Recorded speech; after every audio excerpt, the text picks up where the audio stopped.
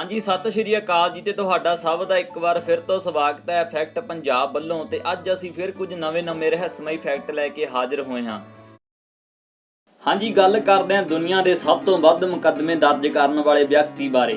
America का Jonathan ली Richard, जिसका जन्म 27 दसंबर 1976 ਨੂੰ ਪੈਨਸਿਲਵੇਨੀਆ 'ਚ ਹੋਇਆ, दुनिया का सब तो वध मुकदमे दर्ज करने वाला व्यक्ति है। इसने अपने दोस्त, उस्ताद, गुआढ़ी, रिश्तेदारां, पुलिस, अपनी मंगेतर ਅਤੇ कई मशहूर कंपनियां ਅਤੇ यूनाइटेड स्टेट्स ऑफ अमेरिका के पूर्व राष्ट्रपति जॉर्ज बुश ते भी मुकदमा दर्ज करवाया। इत्थों तक एक बार जज के फैसले तो नाराज हो के जज उपर भी गलत फैसले का मुकदमा दर्ज कर दिता।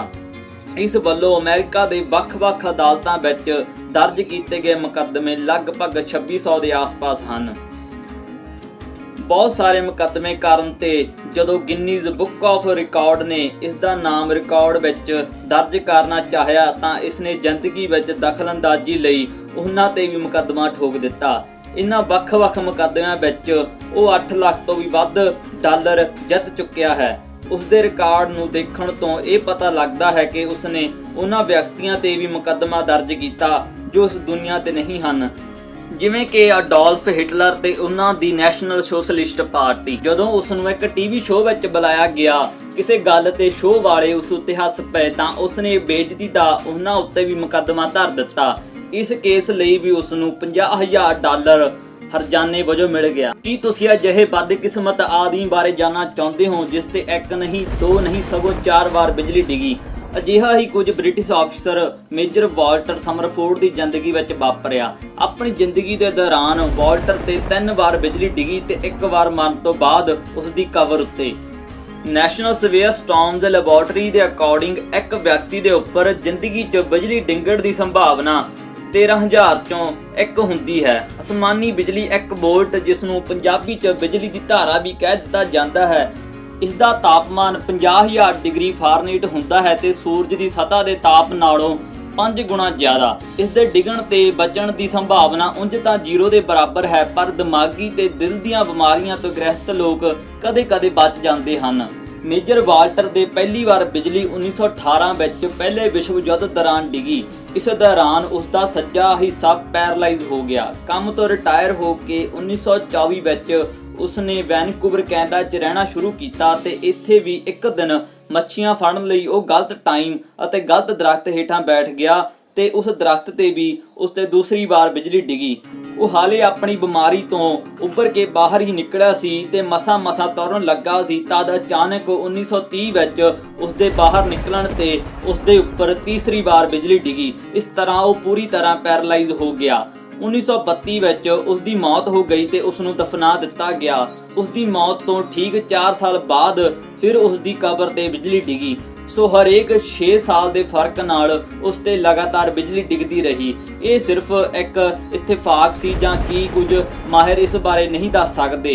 ਹਾਂ, ਪਰ ਉਸ ਨੂੰ ਇਤਿਹਾਸ ਦਾ ਇੱਕ ਬਦਕਿਸਮਤ ਵਿਅਕਤੀ ਜ਼ਰੂਰ ਮੰਨਿਆ ਜਾ ਸਕਦਾ ਹੈ। ਲੀਨਾ ਮਦੀਨਾ ਵਿਸ਼ਵ ਦੀ ਸਭ ਤੋਂ ਛੋਟੀ ਉਮਰ ਦੀ ਮਾਂ ਹੈ। इसने 5 साल की उम्र ਵਿੱਚ एक 2.7 kg ਦੀ ਬੱਚੀ ਨੂੰ ਜਨਮ ਦਿੱਤਾ ਸੀ। ਲੀਨਾ ਮਦੀਨਾ ਦਾ ਜਨਮ ਸਤੰਬਰ 1933 ਵਿੱਚ ਪੇਰੂ ਦੇਸ਼ ਵਿੱਚ ਹੋਇਆ ਸੀ। ਜੇਕਰ ਤੁਸੀਂ ਸਾਡਾ ਚੈਨਲ ਫੈਕਟ ਪੰਜਾਬ ਸਬਸਕ੍ਰਾਈਬ ਨਹੀਂ ਕੀਤਾ ਤਾਂ ਹੋਰ ਵੀ ਨਵੀਂ ਅਪਡੇਟਸ ਲਈ ਸਬਸਕ੍ਰਾਈਬ ਕਰ ਦਿਓ ਤੇ ਬੈਲ ਆਈਕਨ ਵੀ ਦਬਾ ਦਿਓ। ਇਤਿਹਾਸ ਵਿੱਚ ਪਹਿਲੀ ਵਾਰ ਹੋਇਆ ਸੀ ਕਿ ਕੋਈ ਪਲੇਅਰ 2 ਦੇਸ਼ਾਂ ਵੱਲੋਂ ਇੰਟਰਨੈਸ਼ਨਲ ਕ੍ਰਿਕਟ ਖੇਡਿਆ ਹੋਵੇ। ਹਾਂਜੀ, ਇਫਤਿਖਾਰ ਅਲੀ ਖਾਨ ਬਟੌਦੀ ਇੱਕ ਅਜਿਹਾ ਪਲੇਅਰ ਹੈ ਜੋ ਇੰਡੀਆ ਦੀ ਟੀਮ ਵੱਲੋਂ ਵੀ ਖੇਡਿਆ ਤੇ ਇੰਗਲੈਂਡ ਦੀ ਟੀਮ ਵੱਲੋਂ ਵੀ। 1946 ਵਿੱਚ ਇੰਗਲੈਂਡ 'ਚ ਹੋਏ ਮੈਚ ਦੌਰਾਨ ਇਹ ਇੰਡੀਆ ਦੀ ਟੀਮ ਦਾ ਕਪਤਾਨ ਵੀ ਸੀ। ਤੇ ਤੁਹਾਨੂੰ ਇਹ ਵੀ ਦੱਸ ਦਈਏ ਕਿ ਇਫਤਿਖਾਰ ਅਲੀ ਖਾਨ ਪਟੌਦੀ ਸ਼ੈਫ ਅਲੀ ਖਾਨ ਜੋ ਬਾਲੀਵੁੱਡ ਐਕਟਰ ਹਨ ਉਹਨਾਂ ਦੇ ਪਰਿਵਾਰ 'ਚੋਂ ਹੀ ਸੀ। ਪਟੌਦੀ ਦਾ ਜਨਮ 16 ਮਾਰਚ 1910 ਨੂੰ ਹੋਇਆ। ਇਸ ਬੰਦੇ ਨੇ ਆਪਣੇ ਜੀਵਨ ਦੌਰਾਨ 6 ਟੈਸਟ ਮੈਚ ਖੇਡੇ, ਜਿਨ੍ਹਾਂ 'ਚ ਉਸਨੇ 3 ਇੰਡੀਆ ਦੀ ਟੀਮ ਵੱਲੋਂ ਖੇਡੇ ਅਤੇ 3 ਇੰਗਲੈਂਡ ਦੀ ਟੀਮ ਵੱਲੋਂ। ਹਾਂਜੀ, ਗੱਲ ਕਰਦੇ ਹਾਂ ਮਾਰਸ਼ਲ ਆਰਟਸ ਵਿੱਚ ਤਹਿਲਕਾ ਮਚਾਉਣ ਵਾਲੇ ਵਿਅਕਤੀ ਬਾਰੇ। ਤੁਸੀਂ ਸਭ ਨੇ ਬਰੂਸ ਲੀ ਦਾ ਨਾਂ ਤਾਂ ਸੁਣਿਆ ਹੀ ਹੋਵੇਗਾ। ਬਰੂਸ ਲੀ 1 ਸੈਕਿੰਡ ਵਿੱਚ 9 ਪੰਚ ਮਾਰਦਾ ਸੀ ਅਤੇ 1 ਸੈਕਿੰਡ 'ਚ 6 ਲੱਤਾਂ ਮਾਰਦਾ ਸੀ। ਬਰੂਸ ਲੀ ਆਪਣੇ ਪੰਚ ਨਾਲ ਇੱਕ 80 ਤੋਂ 90 kg ਭਾਰ ਵਾਲੇ ਬੰਦੇ ਨੂੰ ਇੱਕ ਪੰਚ ਨਾਲ 5 ਮੀਟਰ ਦੂਰ ਸੁੱਟ ਦਿੰਦਾ ਸੀ।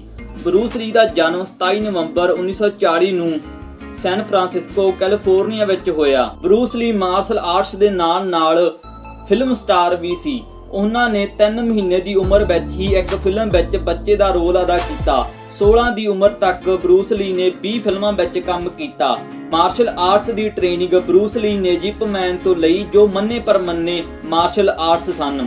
ਸ਼ੁਰੂਆਤ ਵਿੱਚ ਉਹਨਾਂ ਨੇ ਮਾਰਸ਼ਲ ਆਰਟਸ ਸਿਰਫ ਆਪਣੀ ਅਤੇ ਆਪਣੇ ਪਰਿਵਾਰ ਦੀ ਹਿਫਾਜ਼ਤ ਲਈ ਸਿੱਖਿਆ, ਪਰ ਬਰੂਸ ਲੀ ਦੇ ਇਹ ਕਾਰਨਾਮੇ ਉਹਨਾਂ ਦੇ ਪਿਤਾ ਨੂੰ ਚੰਗੇ ਨਹੀਂ ਸਨ ਲੱਗਦੇ। ਇਸ ਲਈ ਉਹਨਾਂ ਨੇ ਬਰੂਸ ਲੀ ਨੂੰ ਹਾਂਗਕਾਂਗ ਤੋਂ ਅਮਰੀਕਾ ਭੇਜ ਦਿੱਤਾ। ਅਮਰੀਕਾ ਆ ਕੇ ਬਰੂਸ ਲੀ ਨੇ ਮਾਰਸ਼ਲ ਆਰਟਸ ਦੀ ਟ੍ਰੇਨਿੰਗ ਦੇਣੀ ਸ਼ੁਰੂ ਕਰ ਦਿੱਤੀ। ਇੱਥੇ ਹੀ ਉਹਨਾਂ ਨੇ ਮਾਰਸ਼ਲ ਆਰਟਸ ਵਾਲੀਆਂ ਫਿਲਮਾਂ ਵਿੱਚ ਬਹੁਤ ਨਾਮ ਕਮਾਇਆ। ਬਰੂਸ ਲੀ ਇੱਕ ਵਾਰ ਵਿੱਚ 1500 ਡੰਡ ਮਾਰਦਾ ਸੀ। ਇੱਕ ਹੱਥ ਨਾਲ 400, 2 ਉਂਗਲਾਂ ਨਾਲ 200 ਤੇ ਇੱਕ ਉਂਗਲ ਨਾਲ 100 ਡੰਡ ਮਾਰਦਾ ਸੀ।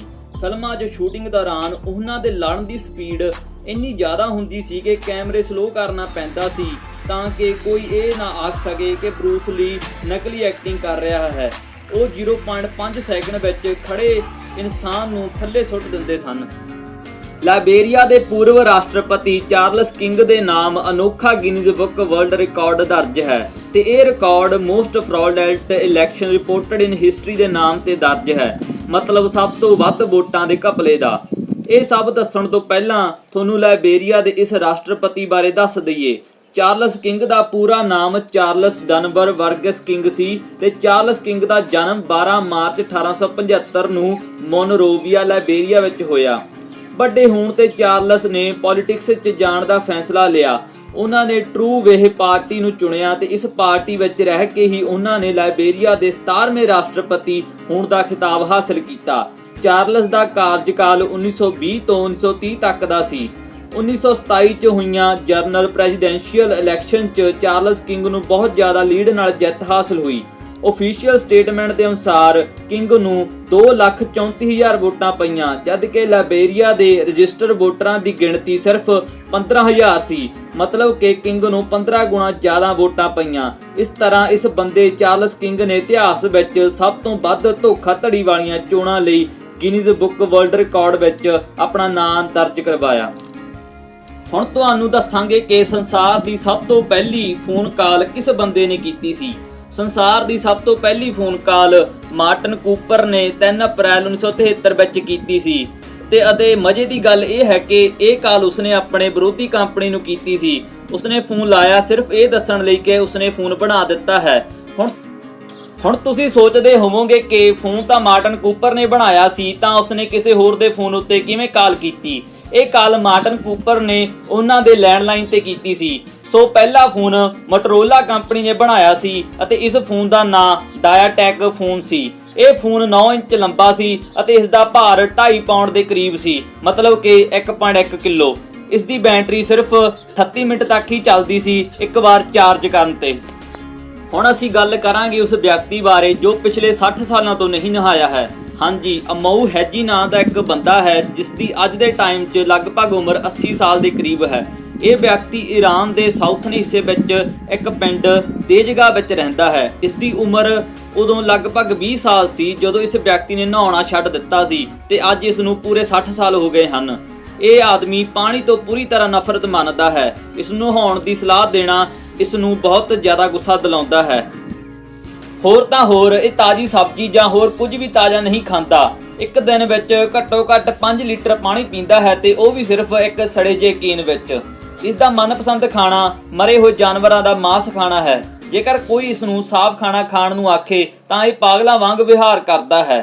ਅਮਊ ਹੈਜੀ ਬਾਰੇ ਛਾਣਬੀਨ ਕਰਨ ਤੇ ਪਤਾ ਲੱਗਾ ਕਿ ਜਦੋਂ ਜਵਾਨ ਸੀ ਤਾਂ ਉਹ ਇਹ ਇਮੋਸ਼ਨਲੀ ਅਪਸੈਟ ਹੋ ਗਿਆ ਸੀ ਅਤੇ ਆਪਣੇ ਆਪ ਨੂੰ ਬਦਲਣ ਲਈ ਇਸਨੇ ਇਹ ਸਭ ਕੁਝ ਕੀਤਾ ਅਤੇ ਅੱਜ ਇਸ ਕੋਲ ਰਹਿਣ ਲਈ ਘਰ ਵੀ ਨਹੀਂ ਹੈ। ਇਹ ਸਿਰਫ ਇੱਕ ਗੁਫਾ ਰੂਪੀ ਛੋਟੇ ਜਿਹੇ ਘਰ ਵਿੱਚ ਰਹਿੰਦਾ ਹੈ।